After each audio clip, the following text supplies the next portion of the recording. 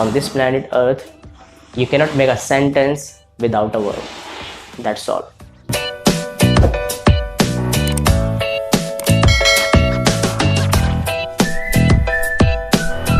Hi everybody. Before starting this video, I just want to tell you, for a couple of days I'm not well. Even my voice is totally worn out and I have a sore throat. So for this video, please manage it because my energy is too low. Just because of couple of days I'm not well. And in the last video I told you, now we are going to start to tell you all about the English language.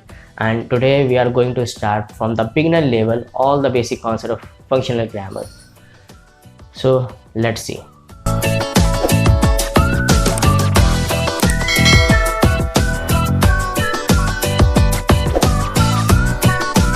So today in the first class we are going to talk about what is sentence.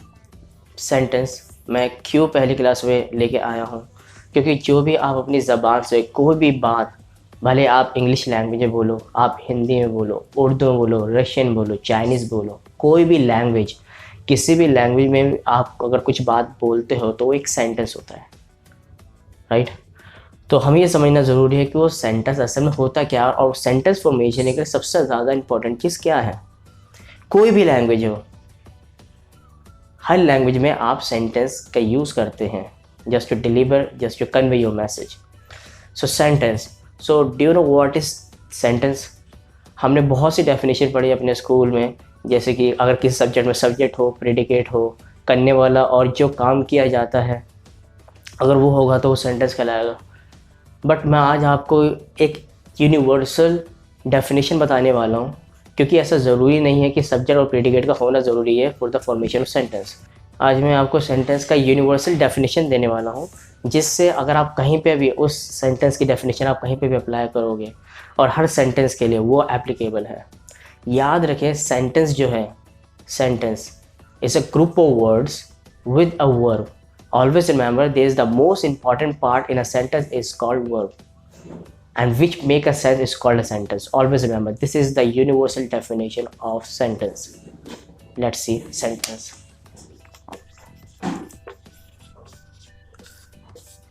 Sentence जो हम हिंदी में वाक्य भी कहते हैं, तो इसमें क्या चीज़ ज़रूरी है? तीन चीज़ ज़रूरी है.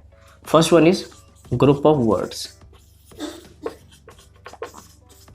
सेकंड चीज़ जो सबसे ज़्यादा मोस्ट इम्पॉर्टेंट पार्ट है, अगर वो नहीं रहेगा तो आपका सेंटेंस फॉर्मेशन कभी हो ही नहीं सकता, and that is verb.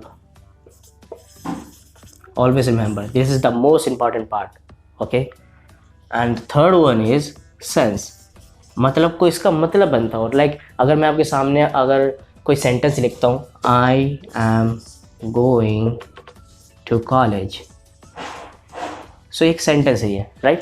It's a right sentence because formation बिल्कुल सही है, सेंस भी पता चल रहा है.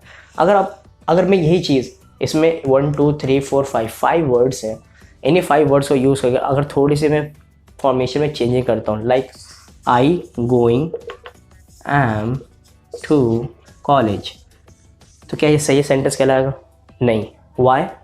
बिकॉज मैंने जो पोजीशन है एम और गोइंग की वो मैंने इंटरचेंज कर दी, जिसकी वजह से ये फॉर्मेशन गलत है, जिसकी वजह से ये सेंटेंस नहीं कहलाएगा और इसके लिए ये रॉन्ग हो जाएगा. ये सेंटेंस नहीं कहलाएगा. क्यों? क्योंकि इसमें वर्ड्स तो हैं, वर्ब भी है गोइंग, एंड सेंस नहीं बन रहा. क्यों? क्योंकि मैंने फॉर्मेशन में गलती कर दी है, मैंने आगे पीछे कर दिया है, जिसकी वजह से ये सेंटेंस नहीं कहलाएगा. Always remember, there is a certain position, like कहाँ पे सब्जेक्ट को आना है, कहाँ पे मेन वर्ब को आना है, कहाँ हेल्पिंग वर्ब को आना है, इन सब की एक सर्टेन पोजीशन होती है. अगर आप उसमें इंटरचेंज करते हो तो ये गलत हो सकता है. इसीलिए आपको फॉर्मेशन के लिए सबसे बड़ा एक एक्सपेक्ट ये होता है कि कहाँ पे कैसे फ्रेमिंग आपको करनी है, कहाँ पे किस को रखना है. अगर आप आगे पीछे करते हो तो उससे गलत स्टेटमेंट हो जाते हैं, हमारे गलत सेंटेंस गलत हो जाते हैं. Got it? सो इसलिए I going am to college, it's wrong, and the correct formation is I am going to college. So this sentence have all three things. This verb, if I am talking about the verb, so I am talking about the main verb. हर sentence में जो verb है वो main verb है, main verb का होना ज़रूरी है.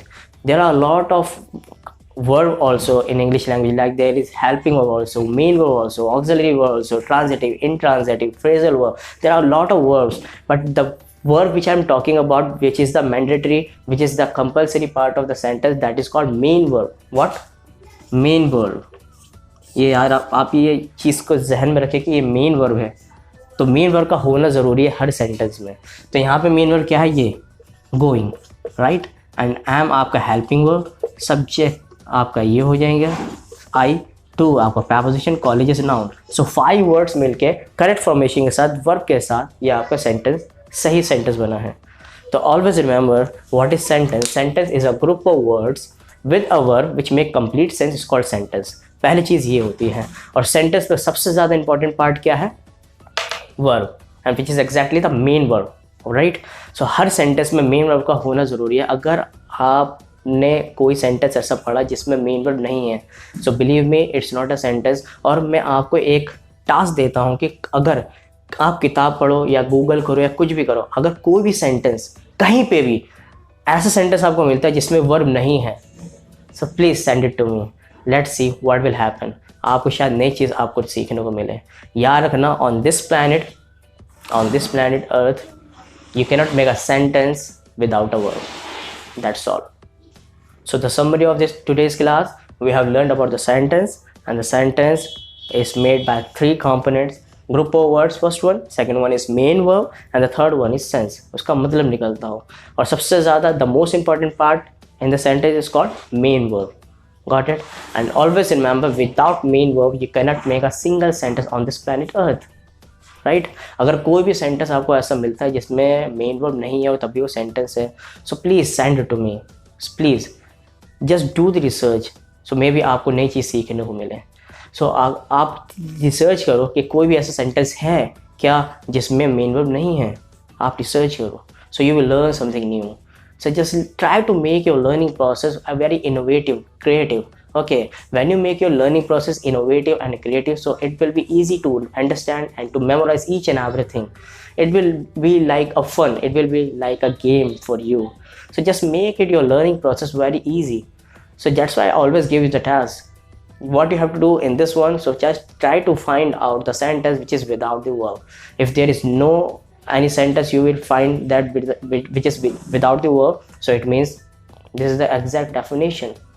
आपको ऐसे सेंटेंस मिल सकते हैं जिसमें सब्जेक्ट प्रेडिकेट हो या ना हो, बट द ऐसे कोई भी सेंटेंस नहीं मिलेगा जिसमें मेन वर्ब ना हो। ओके, अब इस मेन वर्ब क्या होता है इस पर हम नेक्स्ट क्लास में डिस्कस करेंगे। अगर कोई भी डाउट्स हो तो आप कमेंट सेक्शन में पूछ सकते हैं, मैं आपको सबके जवाब दूंगा। Thank you so much, keep watching our videos, take care, bye bye.